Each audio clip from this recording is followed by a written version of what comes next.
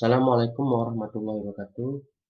Saya Ahmad Subiansa, NPM 2152001P, Prodi Ilmu Pemerintahan, kelas B11. Baiklah, saya akan menjelaskan tentang perencanaan pembangunan dan pemberdayaan masyarakat. Apa itu perencanaan? Menurut Undang-Undang Nomor 25 Tahun 2004 tentang Sistem Perencanaan Pembangunan Nasional, perencanaan adalah identifikasikan suatu proses untuk menentukan tindakan masa depan yang tepat melalui urutan pilihan dengan memperhitungkan sumber daya yang tersedia. Beberapa pengertian perencanaan menurut para ahli, menurut De Conyers dan Hill, perencanaan adalah proses yang kontinu, terdiri dari keputusan atau pilihan dari berbagai cara untuk menggunakan sumber daya yang ada, dengan sasaran untuk mencapai tujuan tertentu di masa mendatang. Menurut Kelly dan Becker, perencanaan adalah suatu upaya yang dilakukan secara rasional untuk menghadapi masa depan. Menurut Kaufman, perencanaan adalah suatu proyeksi tentang apa yang diperlukan dalam rangka mencapai tujuan abstrak dan bernilai. Pengertian pembangunan nasional, menurut Undang-Undang Nomor 25 Tahun 2004 tentang Sistem Perencanaan Pembangunan Nasional, pembangunan nasional adalah upaya yang dilaksanakan oleh semua komponen bangsa dalam rangka mencapai tujuan bernegara. Dalam arti lain, perencanaan pembangunan adalah cara atau teknik untuk mencapai tujuan yang diinginkan dalam proses pembangunan sehingga mampu mewujudkan masyarakat yang maju, makmur, dan sejahtera. Berdasarkan jangka waktunya, perencanaan pembangunan dibagi menjadi tiga, yaitu 1. Perencanaan jangka panjang. Perencanaan jangka panjang biasanya mencakup jangka waktu 10-25 tahun. 2. Perencanaan jangka menengah. Perencanaan jangka menengah biasanya mencakup jangka waktu 4-5 tahun. 3. Perencanaan jangka pendek. Perencanaan jangka pendek biasanya mencakup jangka waktu 1 tahun. Tujuan perencanaan pembangunan yaitu untuk mendukung koordinasi antar pelaku pembangunan. 2. Menjamin terciptanya integrasi, sinkronisasi, dan sinergi baik antar daerah, antar ruang, antar waktu, antar fungsi pemerintah maupun antar pusat dan daerah. Untuk menjamin keterkaitan dan konsistensi antara perencanaan, penganggaran, pelaksanaan, pengawasan. Mengoptimalisasikan partisipasi masyarakat dan menjamin tercapainya penggunaan sumber daya secara efisien, efektif, berkeadilan, dan berkelanjutan. Tahapan perencanaan pembangunan adalah yaitu 1. Tahap penyusunan rencana. 2. Tahap penetapan rencana. 3. Tahap pengendalian pelaksanaan rencana.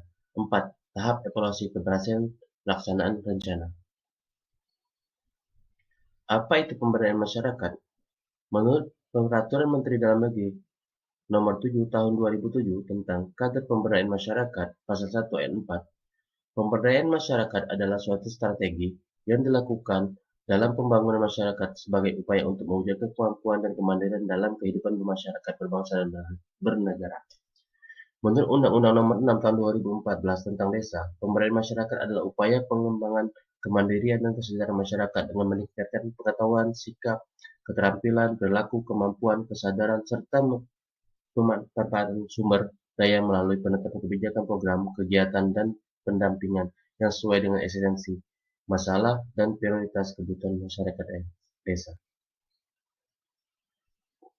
Prinsip-prinsip pemberdayaan masyarakat yaitu 1. Prinsip kesetaraan, yaitu adalah kesetaraan antar masyarakat. 2. Prinsip partisipatif, yaitu adalah keikutan serta masyarakat dalam setiap kegiatan. 3. Prinsip keswadayaan atau kemandirian. 4. Prinsip berkelanjutan. Aspek-aspek pemberdayaan masyarakat yaitu enabling, yaitu menciptakan iklim dan koordinasi dengan masyarakat. 2. Empowering atau memperkuat daya, yaitu memperkuat daya masyarakat. 3. Protecting, yaitu melindungi masyarakat. Tujuan pemberdayaan masyarakat adalah 1. Memperbaiki kelembagaan, perbaikan usaha, memperbaiki pendapatan masyarakat, perbaikan lingkungan. 5. Perbaikan kehidupan dan perbaikan masyarakat. Keterkaitan pemberdayaan masyarakat pembangunan adalah pemberdayaan masyarakat sangat erat kaitannya dengan pembangunan. Pembangunan ini meliputi berbagai aspek kehidupan, baik pembangunan ekonomi, politik, dan budaya. Bila suatu daerah atau wilayah masyarakat yang kurang berdaya, maka perkembangan pembangunannya akan lambat dan berimplikasi pada kesadaran yang terhambat pula. Fungsi pemerintah dalam pemberdayaan masyarakat yaitu satu, fungsi pengaturan yaitu menyediakan infrastruktur ekonomi, menyediakan barang dan jasa kolektif, menjembatani konflik dalam masyarakat, menjaga kompetensi, menjamin akseminasi setiap individu kepada barang dan jasa serta menjaga stabilitas ekonomi. 2. Fungsi pelayanan. Fungsi pelayanan mencakup pelaksanaan tugas negara dalam hal ini warga negara melalui organ pemerintah dan aparatur pemerintah. 3. Fungsi pemberdayaan. Fungsi pemerintah dalam menetapkan kebijakan program pemberdayaan masyarakat sangat menentukan keberhasilan implementasi pemberdayaan masyarakat. Terima kasih.